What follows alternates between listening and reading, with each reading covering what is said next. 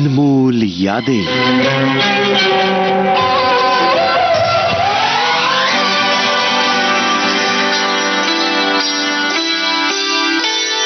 अनमोल यादें।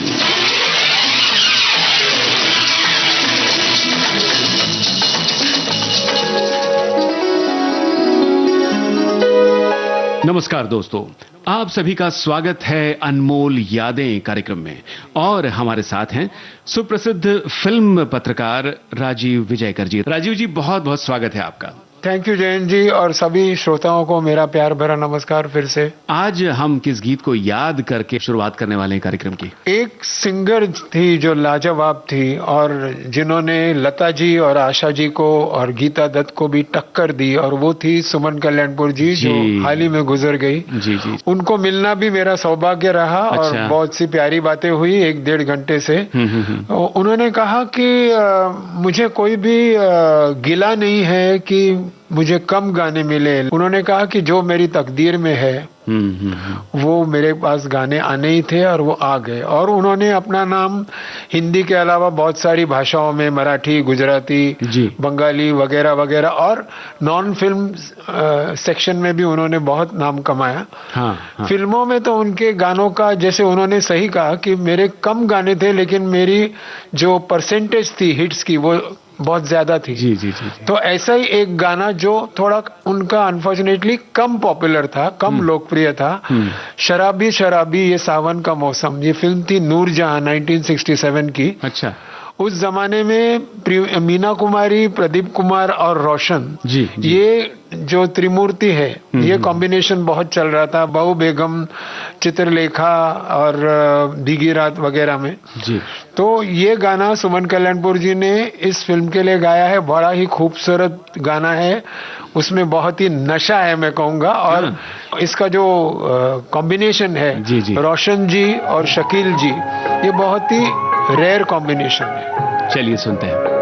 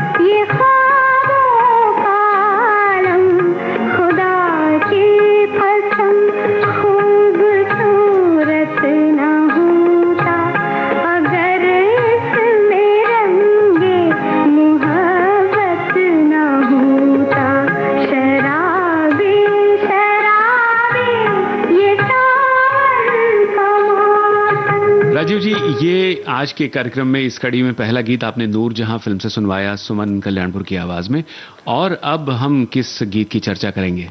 और एक गाना है जो मुझे बहुत ही प्यारा है जी पर्सनली, और ये शायद उस फिल्म का मुझे पसंद आने वाला इकलौता गाना है। अच्छा। लेकिन इसमें और एक अजीब चीज है कि इस फिल्म में ये इकलौता गाना है जो दादा बर्मन ने कंपोज किया। अच्छा। और शायद ये उनका आखिरी रिकॉर्डेड सॉन्ग हो सकता है। क्योंकि उनकी जो फिल्म मिली थी उसमें भी कुछ उन्होंने गाने किए। जी, जी। लेकिन उस वक्त मैंने सुना वो बीमार थे।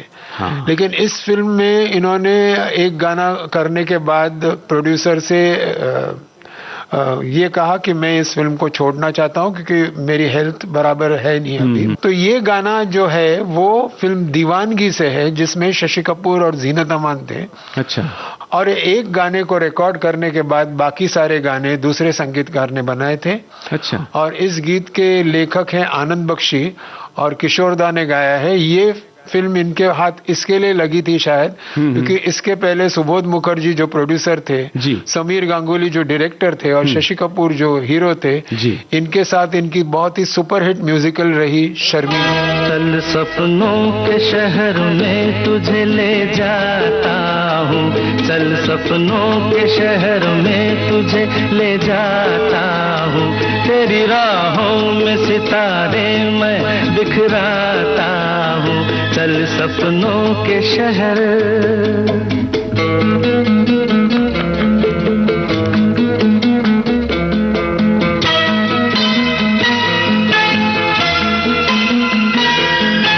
तू किस लिए मेहनत करे, तू है मोहब्बत के लिए हसीना, तेरी कसम क्या है सितम, तेरे बदन पे क्यों चमकता है पसीना।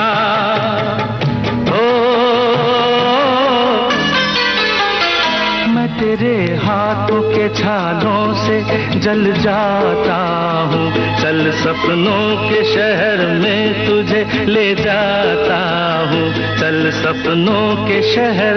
चल सपनों के शहर में गीत हम सुन रहे थे दीवानगी फिल्म से, और आज की कड़ी में अब तीसरे गीत की बारी है।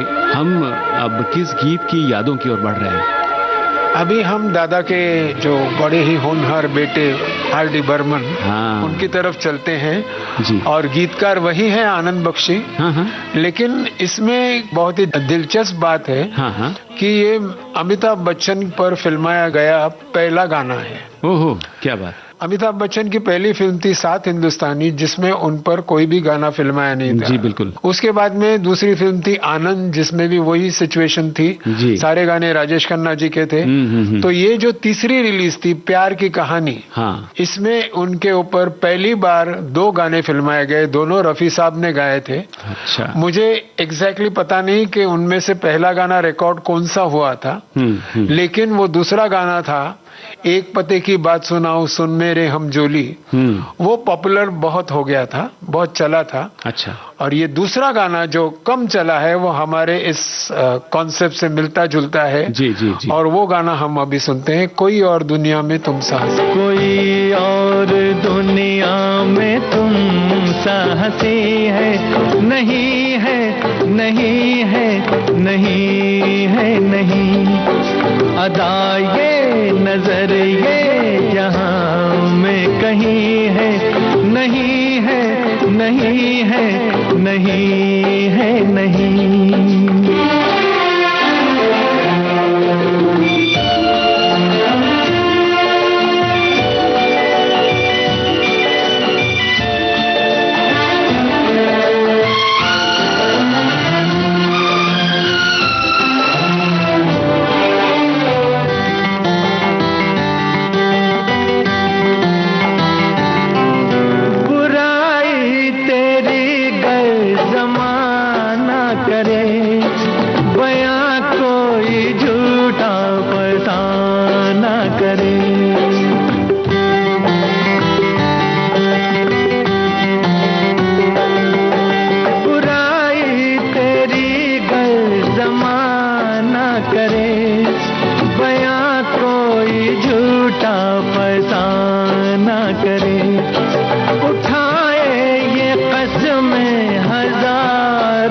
मगर यकीन कैसे तेरा दीवाना करे। भला इस जमाने का कोई यकीन है? नहीं है, नहीं है, नहीं है, नहीं।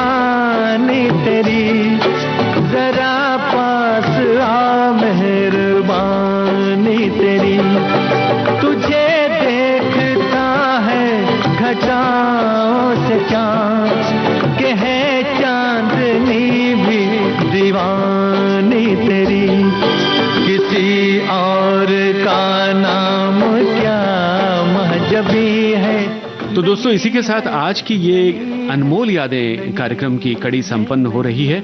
और राजीव जी, अपने श्रोताओं को कुछ आप बताना चाहेंगे इस कड़ी के पूरा होने से पहले?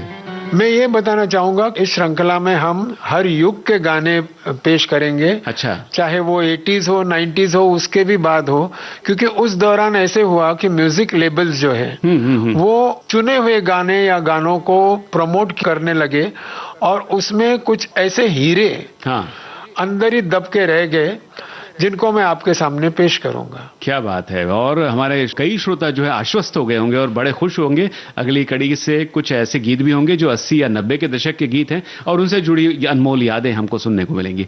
बहुत बहुत धन्यवाद राजीव जी, मिलते हैं अगली कड़ी में। सभी श्रोताओं को फिर से नमस्कार और शुभ रात्रि। अनमोल यादें।